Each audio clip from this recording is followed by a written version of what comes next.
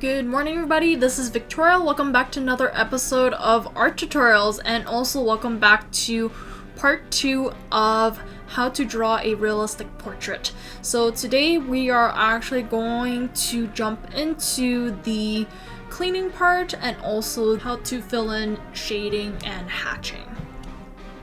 If you didn't watch the first video just yet, I would recommend watching that first so that you have the outline and sketch drawn out before we actually start filling it in with hatching and also shading, and just kind of showing you how to make this portrait drawing come to life and become a super realistic drawing.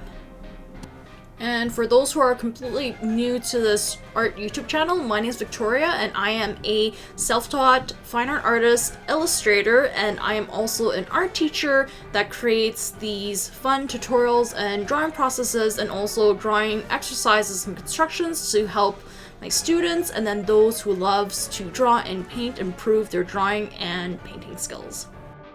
So if you guys are ready, let's get started with part number 2 of how to draw a realistic portrait.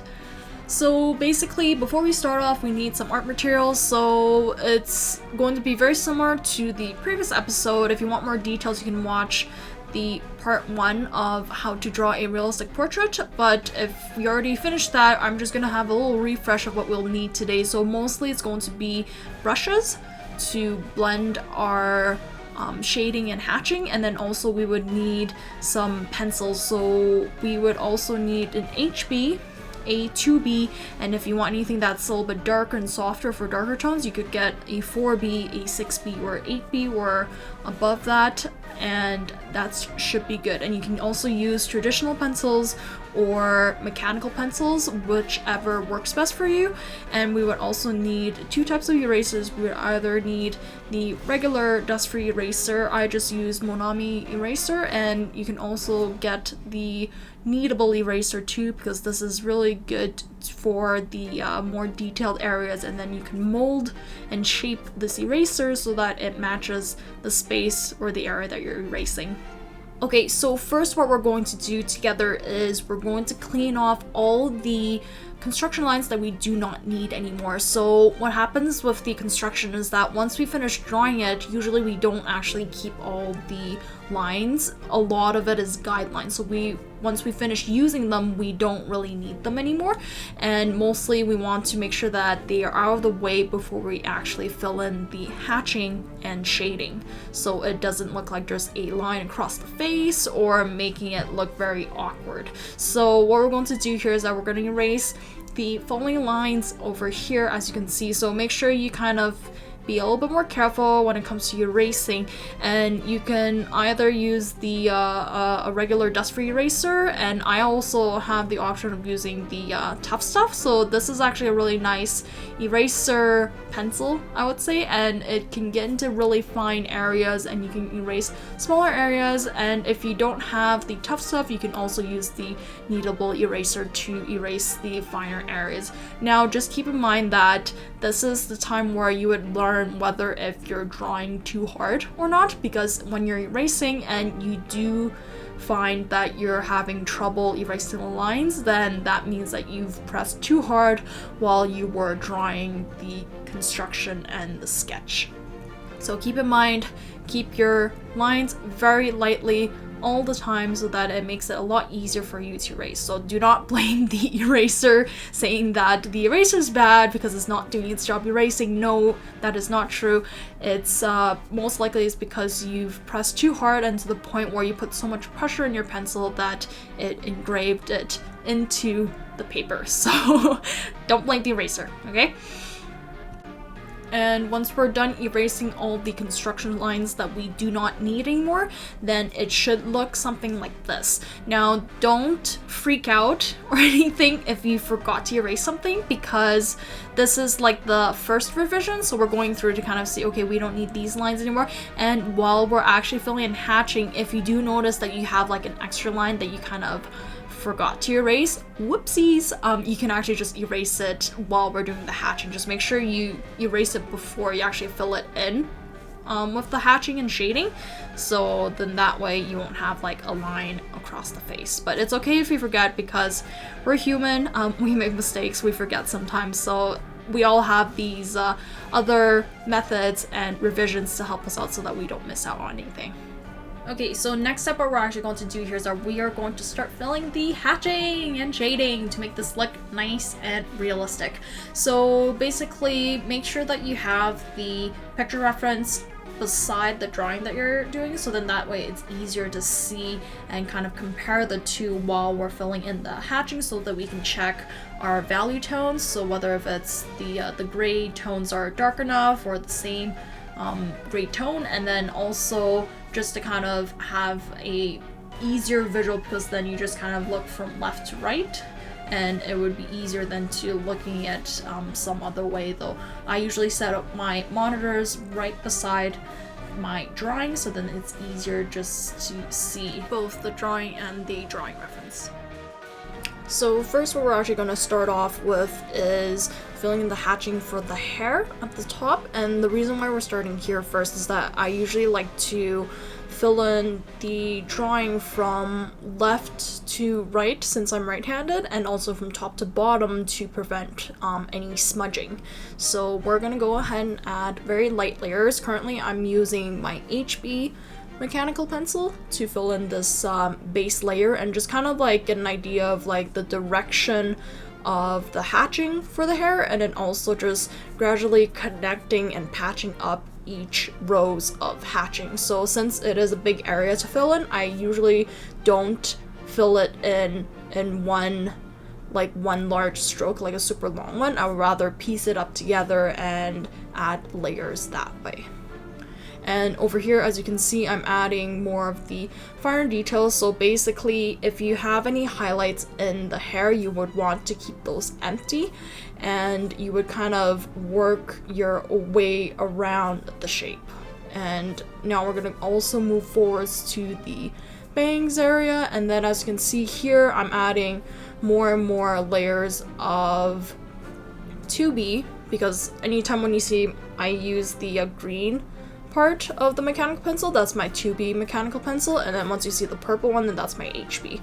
So here I'm adding quite a bit of layers to make it nice and dark, because Wednesday's hair is quite dark. So what we're going to do here is that we're going to make sure that we gradually build the layers so that it gets darker and darker. Now if you find that 2B is not dark enough for you, then you can also go into a 4B or a 6B or an 8B, but 2B is pretty good for me because I want to add more layers, because you don't want to get it super dark very quickly, I would say, because you want to make sure that you have that nice layering so that it actually makes the hair look a little bit more puffy, more hair-like.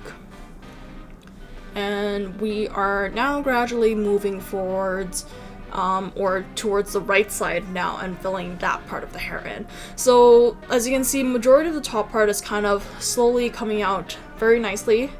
We got like the darker shadows, we keep the highlights out, and then we're just kind of reshaping the hair. So when it comes to hair, it's very free, and you really need to take a look at the shape. So that's the most important parts when you're kind of filling in hair, is that you want to make sure that you follow the direction of the strands, and then also you want to make sure that you add layers instead of making it super dark very quickly at the very beginning.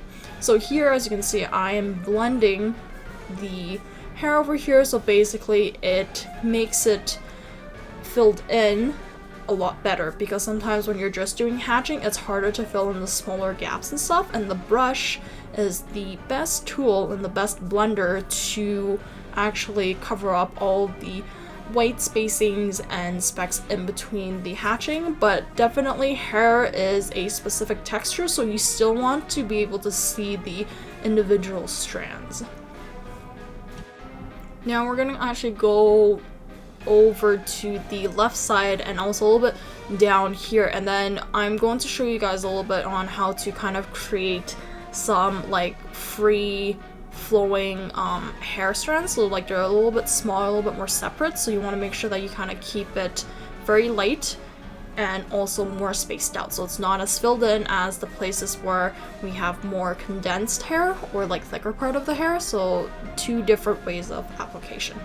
And here we also filled in the ear and also more extra strands on the side of the hair. And like here I'm moving actually quite quickly because this video or this drawing was actually drawn within 9 hours, so I had to squeeze in 9 hours into 1 hour basically, and I do have to kind of be a little bit more specific of things to keep in mind and kind of showing you the important parts of drawing and filling in a portrait drawing.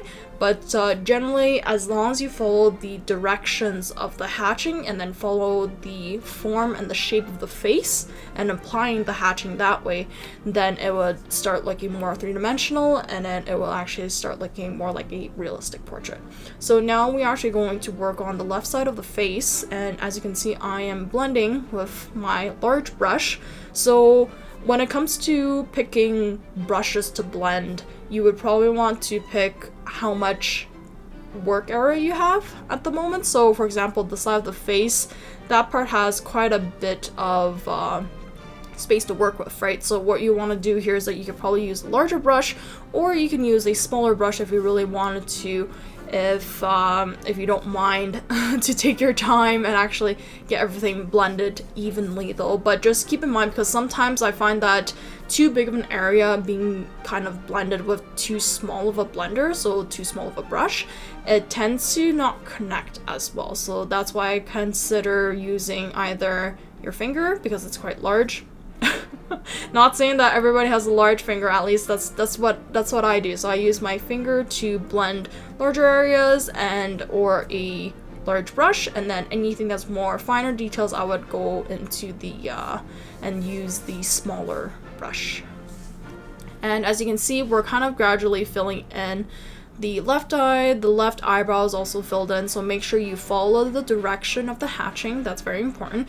And then feel free to kind of pause and replay it, because you can actually slow down the video just to kind of see which direction the strokes are going, but most of the time it's just following the shape of whichever part you're filling in. So like for the cheeks, it's not flat, it's more rounded, and then same thing for the under of the eye bag, and also the eye, the eyebrow, they all have their own direction. So as long as you can find that direction, then when you apply the hatching, it would look a lot more natural, and it would automatically make it look a lot more realistic. And here I'm going to blend in the white spots here so that it fills in a lot better, and just adding more layers into the eye and just kind of going over it until I'm satisfied with the value tone. So I remember I was talking about a episode about value tone, so here we're going to use a lot of that. So basically you want to make sure that you match tones to the picture reference that you're drawing from. So here the eyebrow over here, so basically since I already did put a base layer for it, I'm going to go ahead and blend just a little bit more, and now I'm actually going to add the individual strands of the hair for the eyebrow. So as you can see, I don't actually fill in the whole eyebrow super dark, because there is a lot of different tones going on in there. There will be certain parts that's lighter, certain parts that are darker, so make sure that you actually balance it out and see where is the dark parts and where the light parts are. Okay, so in this video is actually, I did something special because I had to kind of pick up the pace a little bit, or else it would be a 9-hour long video. So what I did is that I kind of sped up this part times 9.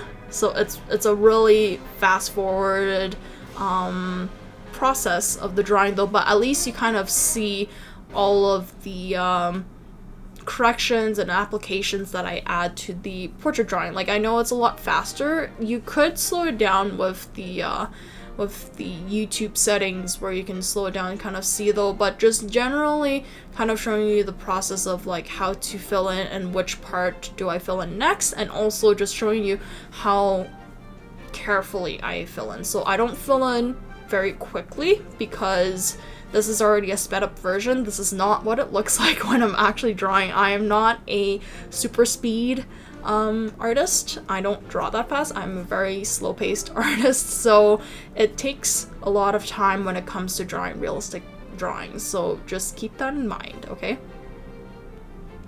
Okay, so as I kind of speed through this area on working on the eye, adding a lot of layers and also blending in between. So usually when it comes to when to blend, so that's actually a very great question, and a lot of my students ask about that, is when is a good time to blend. So basically, usually you would want to apply a layer of hatching first before you blend, mostly if the empty area is not filled in with any hatching at all. So basically you would want to have some type of base layer of hatching, and then once you have that, then the blender would basically smooth everything out. But at the same time, your hatching has to be even as well. So if your hatching is choppy, then even going over with the blending, it would not fix the evenness of the hatching. So just keep that in mind as well when you're filling in and also blending.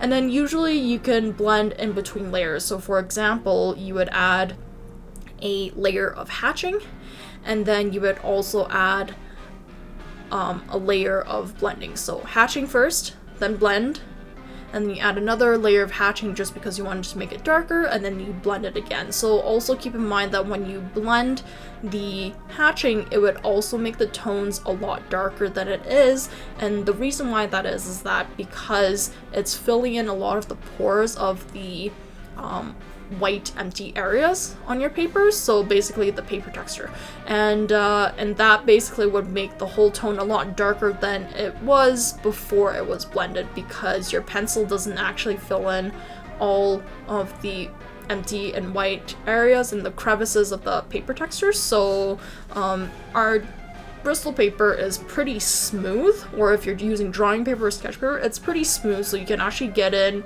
a lot of the gaps in there. Like if you were to, for example, use something that's a lot more coarser like watercolor paper, like I definitely don't recommend it though. I've seen some artists use that for pencil drawings though, but usually we don't use that.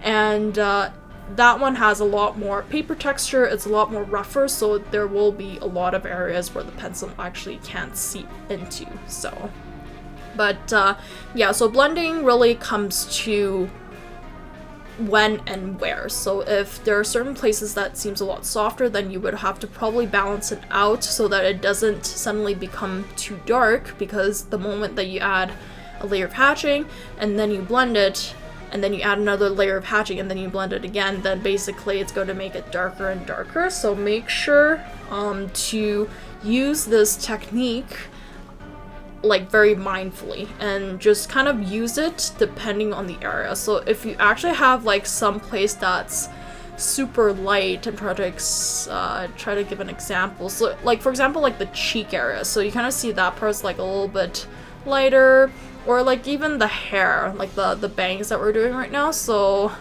bangs, yeah, like there is a lot of darker spots going in over here too though, but at the same time it's yeah, I'll have to show you guys a little bit later on just to kind of show you like a lighter part over here.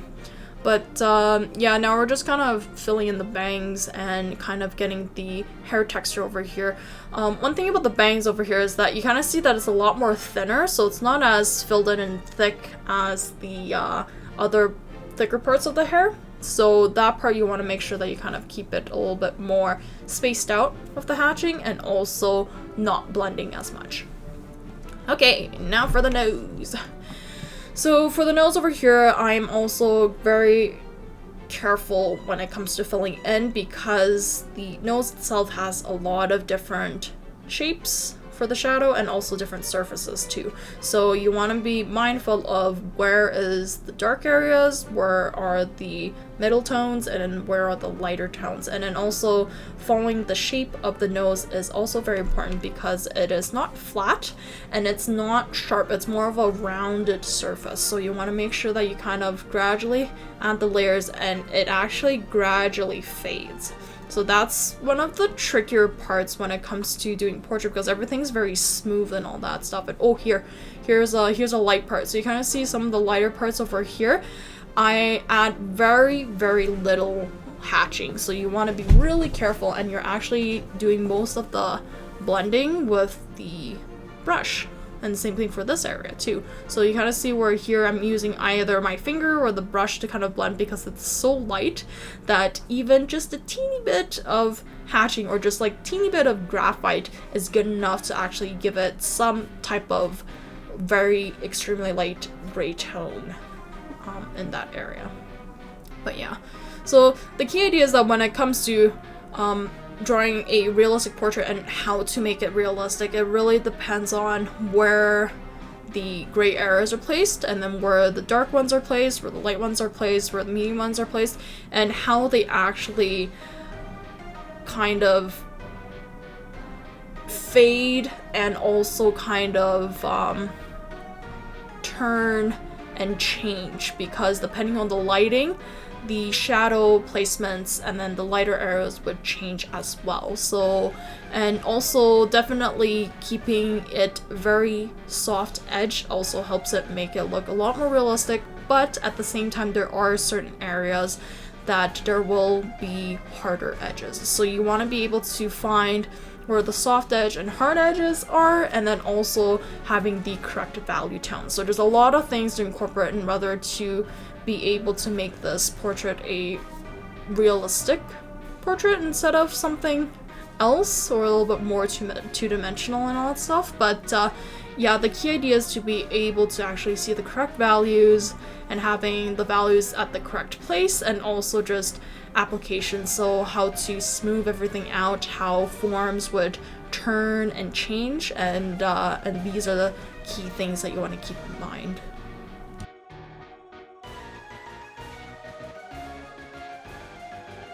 Okay, so now basically we got most of the left side of the portrait done. We definitely will be going back to do some touch-ups and all that, but for now let's go ahead and move forward, and then we're gonna move down to the chin and also kind of start working a little bit on the lips. So with lips, what happens here is that the hatching is actually very specific. So we don't want hard edges for the lips, because that makes it look very very dead, I guess you would say, or like it just looks very fake. It looks like it's slapped on.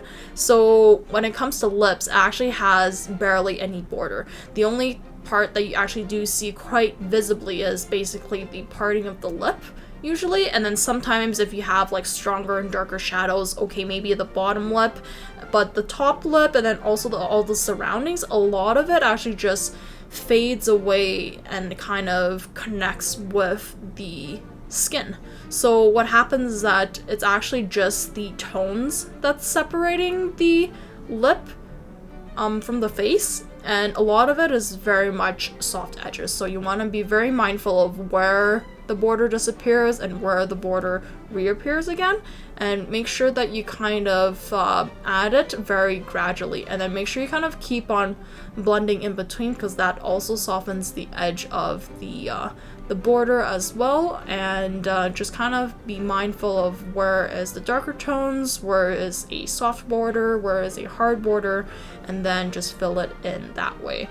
And then also the lips, for the top part, I would probably use mostly like a bottom up direction here.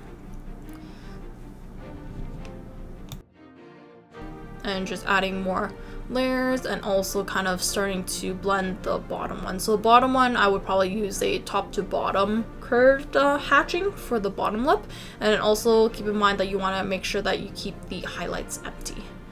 Okay, so now we're actually moving forward to the right side, and I'm actually working on the bridge of the nose, and as you can see, here is another great example of like light hatching. So you kind of see where I added very little hatching there, but majority of the tones over there is actually created with the leftover graphite that's in the brush. So technically, as we blend quite a bit with the brush, there will be extra residual graphite that's stuck in the brush, and then you can actually use that to blend the lighter areas.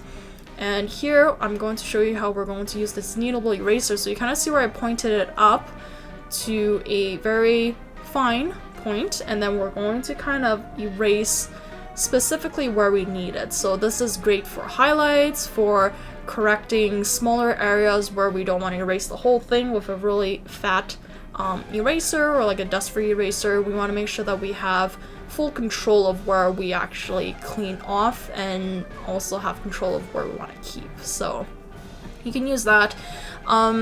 Also, I had another question from one of my students, and they were mentioning if we could actually use the tough stuff or an eraser stick as a replacement for the kneadable eraser.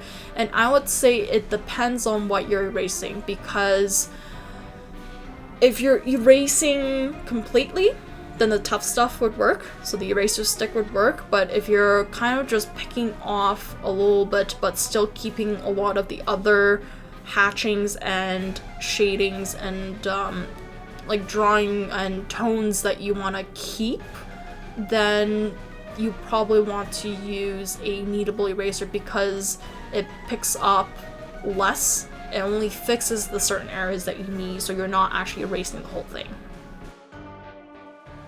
And here I am going in and filling in the right eyebrow, or her left eyebrow to be exact. And then also what happens here is that I'm kind of doing more and more touch-ups and also polishing the left eye a little bit more and kind of going back and forth, because like sometimes I don't want to move over to the right side just yet, because I still need to somewhat work on the left side. So just keep in mind, because the moment you start working on the right side, then it will be a little bit harder to go back, because your hand is going to be there, unless if you're using a mole stick. That would also work, because it prevents you from leaning your hand onto the drawing. So yeah, and then let's actually move down, because since we did have that mindset of working top to bottom, left to right, so now we're kind of going more in a top to bottom, because majority of the top part of the left side is filled in. Now we're going to gradually work a little bit more on the clothing, the chin, and just moving downwards from there, and also tweaking and adjusting as we go. But yeah, so it's getting filled in quite nicely. Everything's gradually getting filled in, and here is a slower version of me filling in the hatching. So it looks very different from the sped up one. So just yeah, I don't imagine if somebody could actually draw that fast. That would be super cool, super interesting. I don't think so my eyes could keep up with what in the world was happening if I drew that fast, but definitely it's drawing is a very slow-paced process, and you want to make sure that you have enough patience to gradually and fill in, and eventually once you're done, you're like, that's that magical feeling of a finished, completed portrait drawing. So, but here I go again with the fast-paced area, and I'm kind of trying to fill in the hatching and shading for the chin. So as you can see, there is quite the different drastic tones and shadows and lightings from the right side to the left side. So definitely, as you can see, the light source is coming from the right side, where you got more of the brighter parts on the right side and then more of the darker shadows on the left side.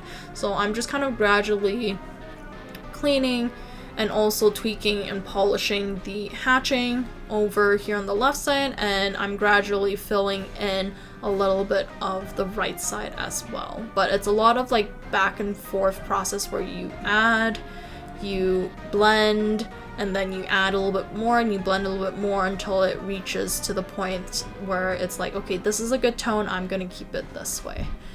But yeah, here's more clothing filling in. So when it comes to clothing, if you can actually take a look at the picture reference over here, it has a lot of different patterns and it has a lot of different tones. So what I would usually do here is that I would actually see the patterns. So I am very much a pattern person, so I see shapes and forms more so than and also just like darker and lighter spots and just shapes in general. I see that a lot better than anything else, so that actually helps me fill in whatever I need to. And I also usually work in sections, so I would probably fill in the larger parts first, so that has a base tone, which you kind of see here where I filled in majority of the left shoulder And then after that, I would add in the smaller details. So the smaller, like the medium shapes, and then the smaller shapes, and then making sure to leave anything that's lighter, the light tone, and then anything that's darker, I would just fill that in with multiple layers. And I just kind of move forward with that. So when it comes to drawing clothing, depending on what type of texture it is, it's a very different way of application. So with Wednesday, she's wearing this like really frilly like top for the dress, and I think she was wearing a dress. Yeah, but anyways, so basically what happens is that with something that's really frilly and puffy and also somewhat semi-transparent, because the color of that top is also more of a darker color, but since it's like semi-transparent, there is a lot of value tones that's going in, and then there's the lighter parts, there's the darker parts, and you just have to kind of work your way and kind of separating the different shapes and the different folds, because each fold has a very specific shape. So then that way it would kind of help you kind of see how to recreate this type of texture. Yeah, it's a little bit hard to kind of explain, because like you really have to just draw it and experience it, because everybody probably experiences it in a different way though. But at the end of the day, keep this in mind, because when you're actually filling in the drawing, you're just creating lines, shades, shapes, and tones to recreate what we see. So if you can get the shape correct, the shadow correct, the value tone correct, and then also the placement of this shadow all correct, then you'll actually get a realistic result from applying these correctly. So, but it takes time. Like, I wouldn't worry too much if you're having trouble with this. And then the clothing is clothing, right? Depending on like how realistic you want it to look and all that. So I wouldn't worry too much. I would probably concentrate mostly on the face more so than the clothing though. But the clothing also does add a bit more of a character and also more of a texture and all that stuff. So just have fun and experiment and just kind of see what you can do and what you can actually recreate with your abilities and the best you can. And just continue drawing, because this takes a lot of time to test out and try out, and then also to train your eyes to be able to see the subtle change in tones, the subtle change in shape, and then also the subtle change in placement and also spacing around other parts and shapes.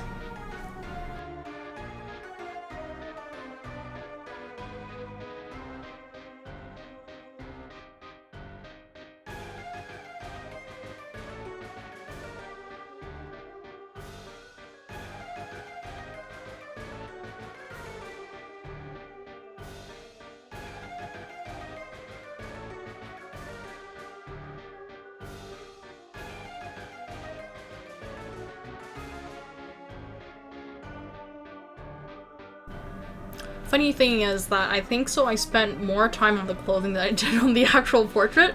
It was kind of hilarious though, because the portrait usually I probably go through that pretty quickly. Well, pretty quickly as in like within 6 hours though, but the clothing, the reason why it took so much longer is because of all the different textures and also the different tones and where everything is placed. It took a while to actually get all that filled in, because I want to be a little bit more specific, a little bit more careful as I fill in and all that though. But it was fun. It was interesting to fill in different types of texture, but it's good practice for sure, just to kind of train yourself to be able to do it, and also just to kind of experience what it's like to be able to create this type of textile and clothing. But it was interesting. It was a lot of blending, adding shading, and also filling in different parts, and just keep in mind that okay, this part, now there's this curve, there's this fold, this part I want to keep it empty because it's lighter, this part I need to make it darker just because it's folding in and all that stuff. So but yeah, just enjoy the process, because like all all we're doing here is that we want to learn, and then we also want to improve our drawing skills and just kind of being able to recreate what we see, right? We draw what we see, and it's always very gratifying to be able to actually draw the things that we see and it actually looks like the thing that we're drawing. So but yeah, no, the clothing took quite a bit of time to fill in though, but thank goodness I sped this up super quickly, or else it would have taken us literally 3 hours just on clothing, and you'll be sitting there just watching me fill in the clothing and only the clothing. But yeah, no, it was an interesting process here. And once we kind of finished moving forwards and moving on from the clothing, then we're probably going to start moving up again. So we're probably going to move to the right side of the portrait and also work on the neck, and also we still have the right side of the clothing to fill in as well, so quite a bit.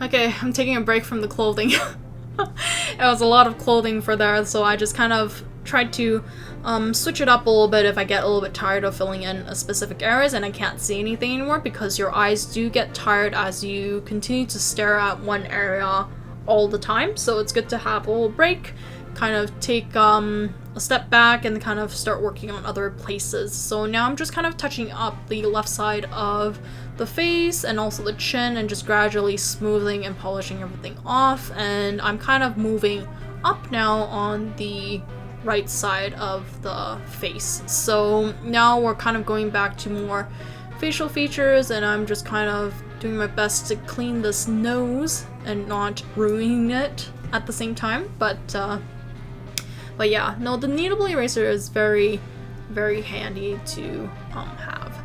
So here is also where I actually just went straight with the brush. I didn't actually add any type of hatching there in that crevice area in the eye socket, technically. And also I'm gradually adding the shadows for the right eye now. So very similar to how I filled in the left eye, this one works in a very similar way. So I actually would give a base tone to it, so a base layer, and then after that I would actually blend, and then I would add more layers, and eventually I would kind of continue tweaking, continue adding layers, continue blending until it reaches to the exact results that I want. So but this side I want to be a lot more careful because it is quite a bit lighter than the one on the left side, so be careful with the blending, be careful when adding the hatching. You don't have to use a 2B pencil to add this side. I just use 2B for majority of the drawings, and then sometimes if I needed lighter areas I would use the HB. But yeah, if you have harder time controlling lighter areas with a darker pencil, then I would definitely recommend moving up. So you can either move to an HB, and also you can also move up to H's if you want to. There's no specific rule of like which pencils you should use and which pencils you shouldn't, but definitely if you need more help with keeping the tones light, then you can always go with the harder pencils. I just don't use any of the H's just because I have trained myself to be able to create light colors with a 2B and HB, and HB mostly does majority of the work for me. So I found ways to create lighter tones, like using the brush to blend the super light areas, because there is leftover graphite in there, and that's good enough to fill in the super light areas. So just kind of experiment, work things out with yourself, because everybody's hands are slightly bit different. People apply pressure a little bit differently on the pencil, so it's really very much learn the techniques and stuff, and also a lot of time is just going and experimenting on your own and just seeing what works for you. So because there's many different ways of actually getting a good result, and it doesn't have to be specifically how I apply it though, but you can also kind of mix up and try out different ways to reach that that nice realistic result and light tones that you need. But yeah, so there's that, and just kind of gradually filling in the eyelid and smoothing everything out. But here I kind of fast forwarded a lot of the process because it's going to take forever for this video to finish, and we are already like 43 minutes in. So but thanks for everybody who stayed for this long. You will be learning quite a bit if you finish watching this whole video, so hang in there. We're almost done.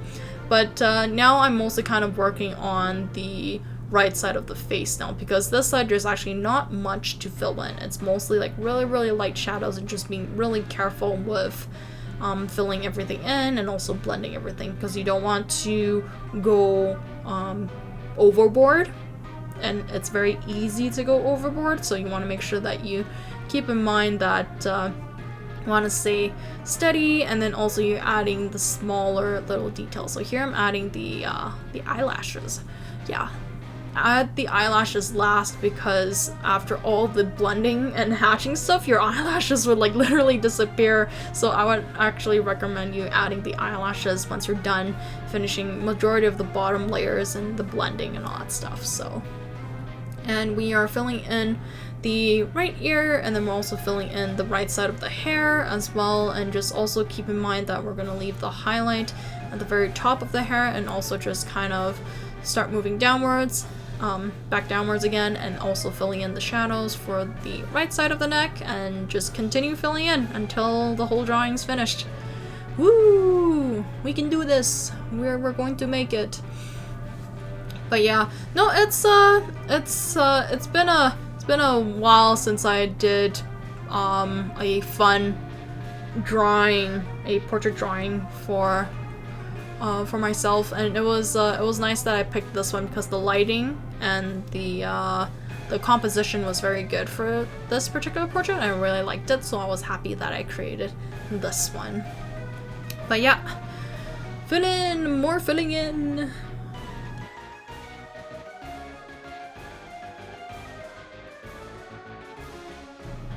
And usually once you already have like a good foundation or like a base layer, and you also added majority of the tones, which they are pretty much getting very close to the actual tone that you see in the picture reference, then this is mostly the tweaking part and then the polishing part. So anything that I need to make a lot darker, I would make darker. Anything else that would actually need to make it lighter and stick off a little bit of the graphite, I would use a kneadable eraser to make those highlights, and just kind of like gradually finishing off a lot of the places and making sure that it becomes the final stage and version of the portrait. So tweaking, I usually leave it at the very end because you got majority of the filling in finished. So a lot of back and forth with this, and also smoothing things out. But yeah, so here I'm kind of working on the lips, on the chin, and also just adding and making some shadows a little bit darker, smoothing some other areas, and softening edges as well. So the lips are coming out really nicely, so that's super beautiful. And then also we have a little bit of softening, and also kind of making sure that the shadows kind of gradually blend and also gradually fade, and also gradually kind of get darker, and it's not just like a suddenly it suddenly gets darker and then it's lighter on the other side. So we want to make sure we have a nice gradation. And here adding darker strands of hair, and then also making the this side of the hair a little bit more visible because the bangs were actually quite light. I do still want that effect of where I would keep the highlights visible, but at the same time I still want those super nice dark tones for the hair. But yeah, hair strands, I had a few students that were having trouble recreating hair because I think it's mostly because you have to kind of be really attentive to where the highlights are, and also just being able to see the larger shape and filling in everything else just very naturally though. And you have to make sure that you keep the hair very loose, because most of the times I see people filling it in very harshly and then also filling it very stiffly. So what I mean by stiffly is that it's just it doesn't look as natural, so the shapes are too defined. There's no areas where it gradually just disappears and reappears again, and it's always super dark and super hard edge. So basically you want to make sure you have a balance of when the light hits the hair and it has that nice silky smooth look, and then it kind of gets darker because it's going further away from the direct light.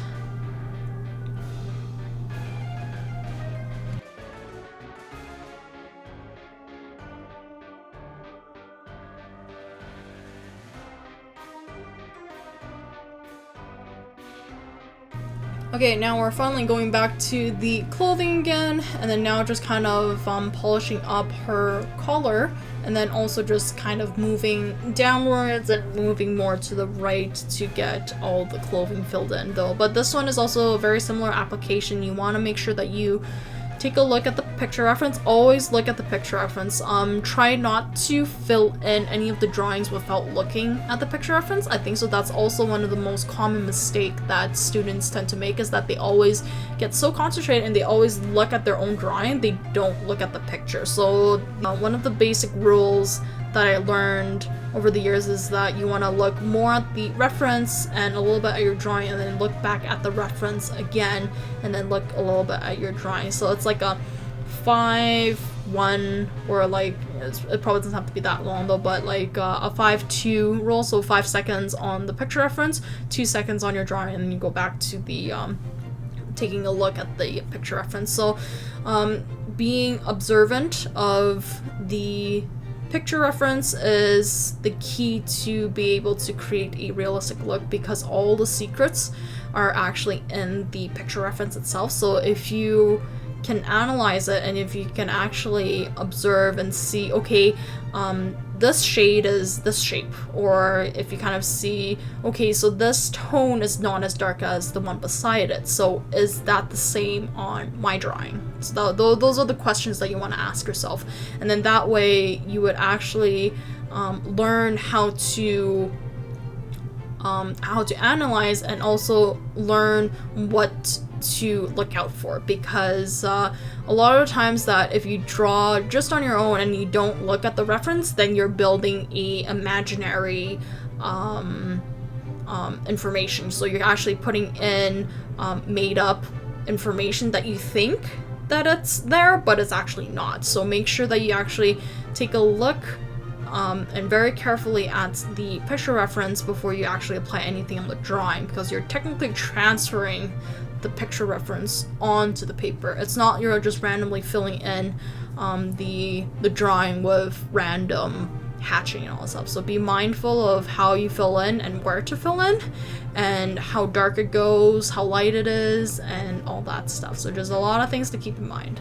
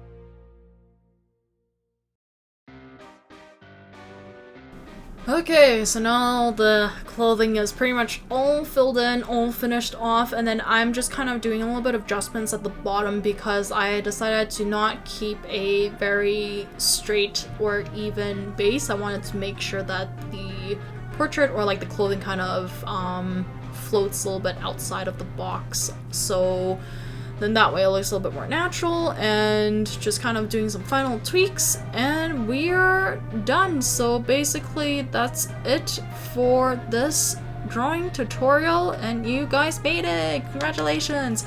I'm just actually cleaning off a little bit of the lines there, so if you don't want that rectangle on the outside you can also erase it like what I did over there. I just kept a little bit of the bottom part.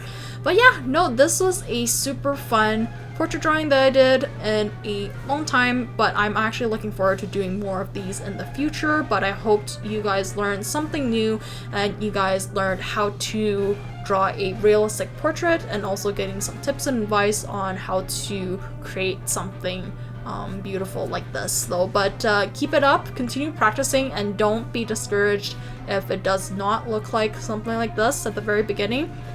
We're still learning, and the key idea is to don't stop learning, don't stop practicing, and just keep it up, because we always improve more as we draw more and as we're able to see more of the different tones, and then also how to apply the direction of the hatching, and just kind of like enjoy the drawing process, because it's really, and it's very much a discovery, an experiment, and also just kind of enjoy the slow-paced process of drawing a realistic portrait. But yeah, awesome. Thank you again so much for watching this brand new video, and I hope you guys enjoyed this new art tutorial. And if you like this video, please make sure to subscribe to get more videos like these or get new updates on when the new episode is released, and also make sure to click the like button as well. I would really appreciate it, and also feel free to comment if you have any questions or if there's any other characters or singers or any other people that you would like me to draw and create a realistic drawing tutorial, or a realistic portrait drawing tutorial, sorry.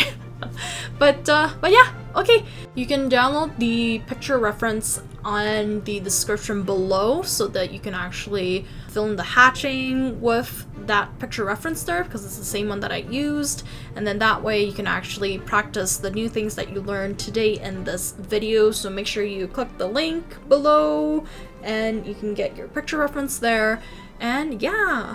And also, if you like more constructions like these, there's more simpler ones, and then there's also more challenging ones like this portrait drawing. So you can actually sign up to my Patreon. There's 2 tiers that you can sign up to. You can either sign up to Student Fuzz tier, or you can also sign up to Learning Fuzz tier. They both have the construction. It's just that the Student Fuzz tier, you can get more feedback on specific areas, so you can feel free to ask questions, and also you would get a one-on-one online drawing lesson too, so then that way we can actually head on to Zoom and have a chat, and I can kind of take a look at your drawing and kind of give you some tips and advice and some feedback on where you can improve a little bit better with your drawing practice. And there's like plenty more other drawing exercises on there. There's coloring pages, there's hatching practices, there's drawing construction, and I'm just kind of keeping it updated and kind of uploading more different drawing exercises and also painting exercises in the future, just to kind of help you improve your drawing and painting skill. Thank you again so much for watching this brand new art tutorial video, and I hope this was helpful for you guys, and I hope to actually make more of these videos in the future as well, because it was super fun. I really enjoyed the creating process of it, and also just kind of sharing my knowledge with you guys. So feel free to comment below if you want to see anything else in the future, like whether if you want to learn how to draw people, or if you want to learn how to draw something else that's realistic, whether if it's like flowers or animals and all that stuff. We can do cats and dogs. We can also do other celebrities or people, singers and all that. But yeah, I'll be more than happy to share more of these tips and advice and art tutorials with you guys. But that's going to be it for today. I'll see you guys again next week, so make sure to drop by again. We're gonna have have something new again next week, something a little bit different, but have fun drawing, have fun practicing, enjoy the process, and be open to learn and explore new things and trying new things out. And yeah, I'll catch you guys next time, but see you, take care, have a wonderful week, have a wonderful weekend, and the end of the month, because we are going into June next week. So yeah, okay, take care, thanks again, bye!